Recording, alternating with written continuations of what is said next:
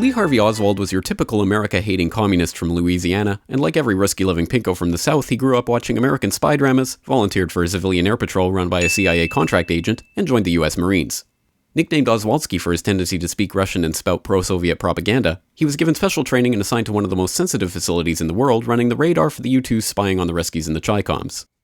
After contracting gonorrhea in the line of duty, Oswald was tested for Russian proficiency before being honorably discharged to take care of his mother who wasn't ill and flew to Europe using money he didn't have on planes that didn't exist to arrive at Helsinki, where he stayed at the most luxurious hotel in town before waltzing into the Soviet Union at the height of the Cold War. While there, he kept a detailed log of Soviet facilities, made notes about microdots, and carried a CIA standard-issue Minox camera before getting bored and returning to the United States on a military jet using money loaned to him from the US Embassy. After waltzing back into the United States after supposedly defecting to the enemy at the height of the Cold War, he settled back in New Orleans where he appeared in radio and TV interviews, got into fistfights on the street, and handed out leaflets from a pro-Castro Cuban group sharing office space with an ex-FBI agent involved in government-sponsored anti-Castro Cuban groups. Moving to Texas and befriending a millionaire Russian oilman who helped to get him a job at the Texas Schoolbook Depository, Oswald made sure to let his murderous intent be known by attempting to assassinate a right-wing general in the area, thus potentially jeopardizing any plot to kill the president, and sent vanity photos of himself posing with his rifle to his close friends. On the morning of November 22, 1963, Lee Harvey Oswald went to work in the Schoolbook Depository where the president just happened to be driving by. After somehow getting the Secret Service to stand down before entering Dealey Plaza, Oswald set up a makeshift sniper's nest and got off 3 shots in 6 seconds, leaving 4 bullets without leaving any nitrate on his cheek, a feat that has never been duplicated, including 1 bullet that managed to cause 7 entry-exit wounds, a feat that has never been duplicated, penetrating 15 inches of tissue, 4 inches of rib, and a radius bone, to come out in almost perfect condition on a stretcher in the hospital while no one was looking, a feat that has never been duplicated.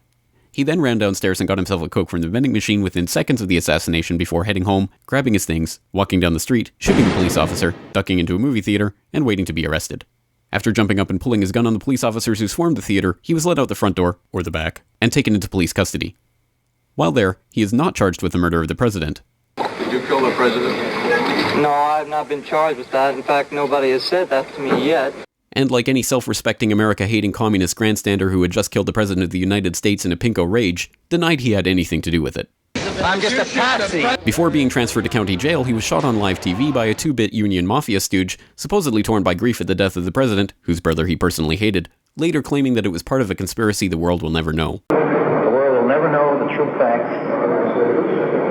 Luckily, the crusading journalist of the unbiased media told the public the straight truth about what happened. His head could be seen to move violently forward. Hoover wrote a memo that weekend demanding that the public be convinced that Lee Harvey Oswald was the lone assassin. LBJ appointed a commission telling Commissioner Warren that he had to find that Lee Harvey Oswald was the lone assassin, and, as luck would have it, that commission concluded, "Now, what about the doctor at Parkland Hospital who reportedly said the president was wounded in the front? Actually, the doctor told the commission, and a newspaper report agrees, that he said only that the bullet could have entered from the front. But because of the president's condition and their desperate haste, the doctors never turned him over, never saw the similar wound where the bullet actually entered from the back." This is the story of the JFK assassination, as brought to you by the truth tellers in government. Those weapons of mass destruction got to be somewhere. And the media.